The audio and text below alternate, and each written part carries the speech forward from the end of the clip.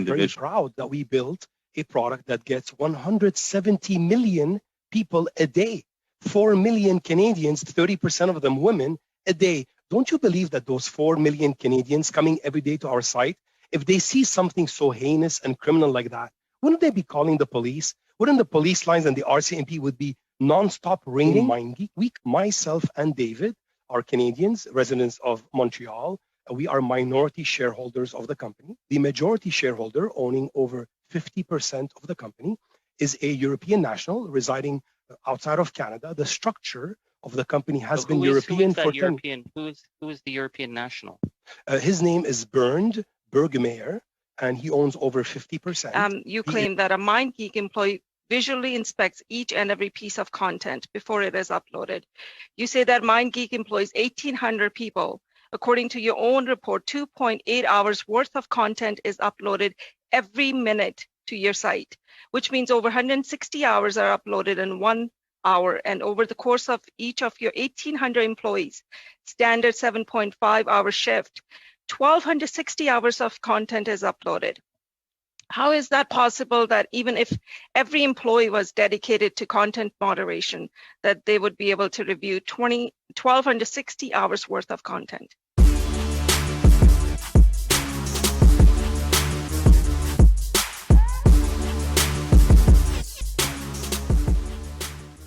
Well, in the past videos, we discussed censorship in a lot of these companies, that they're going after Xvideo, Execs, PornHub, main corporations like MindGeek, which is the parent companies of some of these adult sites. But there is trouble in some of these sites that they've gone through issues before, that they're not handling their policies properly, and they're being called out on it, which I can understand. And you can see it from sites like PornHub. If you've stopped by PornHub, believe it or not, some YouTubers have been coming in there now with talking about adult videos, adult content, because a lot of the shorts and full versions of adult movies are disappearing left and right. Some of them being called CP, which technically they're not. Sometimes there are those out there that will, as they say, nefariously put things on the sites. And this is the same thing that's going on Facebook and Twitter. You don't hear too much that they get, and TikTok, of course, that they get chastised for this, but it does exist there. I mean, some places have called out on them, but not everywhere. And this is why these companies can continue to do what they're doing, and that they themselves are arbitrarily calling for censorship, but meanwhile they have tons of porn on their sites there. But like I said, MindGeek is in trouble here as top executives quit PornHub's parent company amid more controversy. And we'll read this off of the Washington Post. 2 top executives at MindGeek, the parent company of PornHub, have resigned amid allegations that the site does not immediately or sufficiently remove content involving non-consensual and underage sex. MindGeek confirmed that the departures of CEO Fergus Atoun and COO David Taslow in a statement Tuesday. Atoun and Taslow leave MindGeek's day-to-day operations after more than a decade in leadership positions with the company told the Washington Post. MindGeek's executive leadership team will be run day-to-day operations on an interim basis with a search underway for replacements. News of the departure comes about a week after the New Yorker article detailed People's attempts to get Pornhub to remove sexually explicit content that involved underage and non-consensual participants.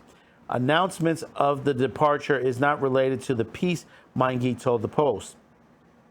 The company said in a statement that it had enacted most extensive safeguards in the history of the internet and that data provides its policies have been effective. The statement cited in the National Center for Missing and Exploited Children's report, showing that Pornhub had a few instances of child sex abuse and that and that it removed cases of such material in the shortest amount of time after being notified among all the major platforms, including Facebook, Twitter, YouTube, and more.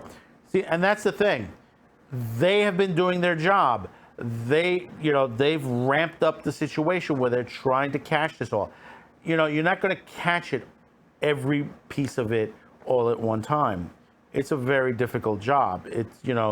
You could put up every safeguard in the world, every algorithm in the world, but the problem is the algorithms on there, they become a danger because it starts to censor other things and pull the other things that are more legitimate.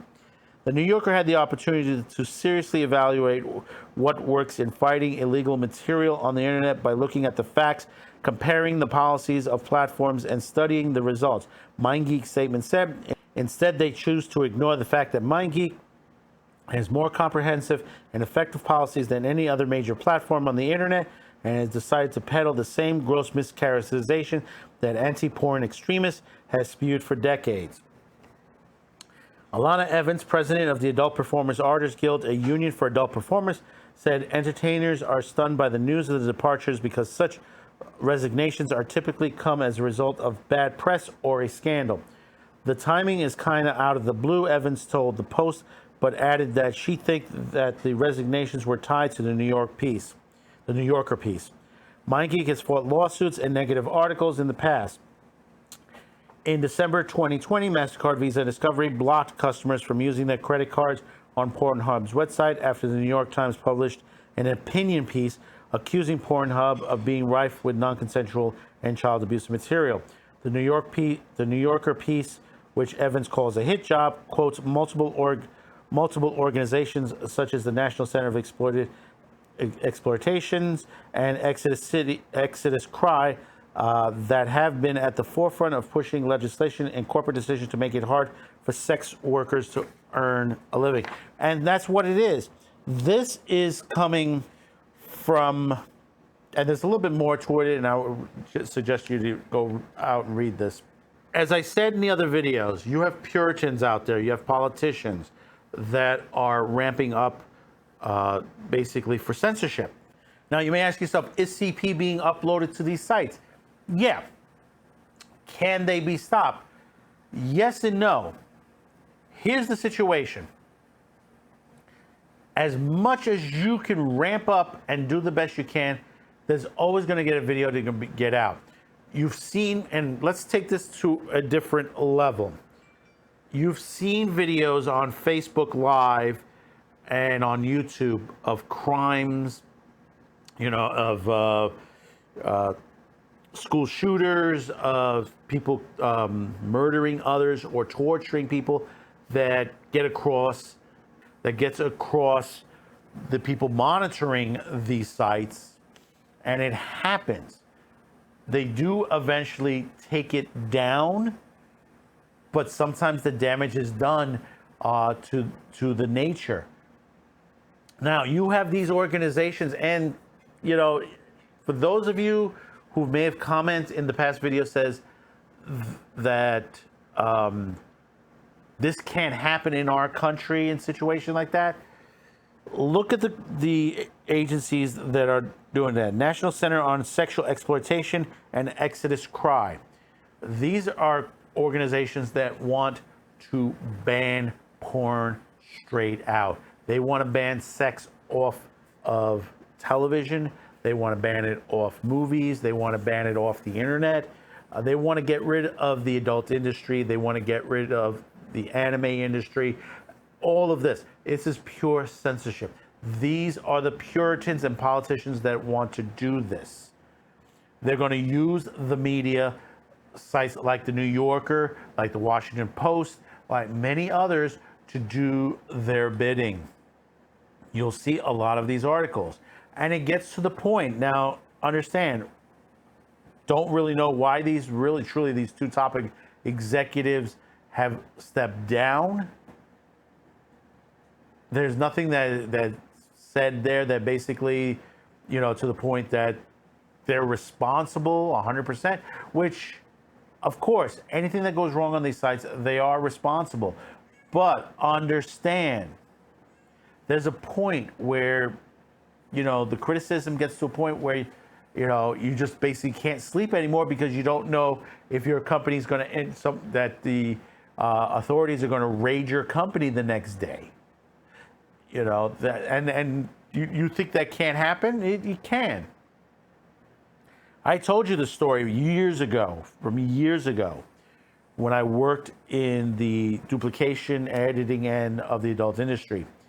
When the Tracy Lords incident, when the story broke, there was a scramble in all of these companies to pull everything, and I mean everything, from their libraries, erase any material that was already printed on videotape. This is before DVD. To erase every single VHS tape and send back all the masters back to the companies that own the product and wash their hands of the situation. In the company that I was in, it took 1 day. 1 day. And this is the 1980s. 1980s, where basically, you could easily miss out on these situations. And stuff like the Tracy Lords doing adult pornography with a fake ID, that'll happen. Who knows how many more actresses had done that? We don't know. It's to that situation. That's why there was a lot of issues back in the 70s and 80s in the adult industry. But like I said, this is ramped up censorship. And it is coming to our shores. It's pornography today. Tomorrow, it's anime and manga. And that they've been trying to do that. After that, they're going after the action films. They're going to go after the dramas. They're going to go after everything that you watch. They're going to scale everything down to the point where they completely control what is being made. Hays Code 2.0. Understand that. Hays Code 2.0. This is what happened in the 30s, 40s, 50s, and into the 60s. What happened after that? The Supreme Court deemed it, the Constitution is what happened, and it deemed it illegal. And we need the Constitution to jump back in again and to begin to look at some of the actions that are being proposed in our government here in the United States, because basically it is violating constitutional rights. You would say, well, pornography, how can it be that? It is. No matter what you think, our forefathers wrote the Constitution the way it is to adjust to changing times. It wasn't vague. It was exact what it should be. No matter how you feel about it, we are in a constitutional republic. People say, well, we're a democracy. No, we're a constitutional republic. And it has worked this far for so long. And it's worked. It has worked. We're being challenged now at that level, at the constitutional level. And you look at it and you say to yourself, we are in hard times right now. We don't know what direction our country can go. And this goes for other countries as well. Censorship is around.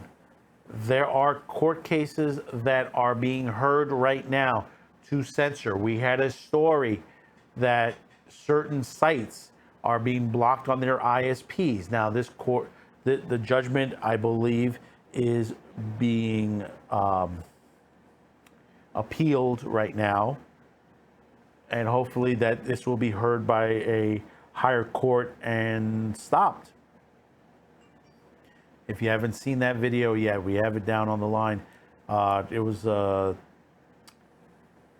the companies in Israel when it comes to illegal anime and manga or copyrighted material from the United States as well.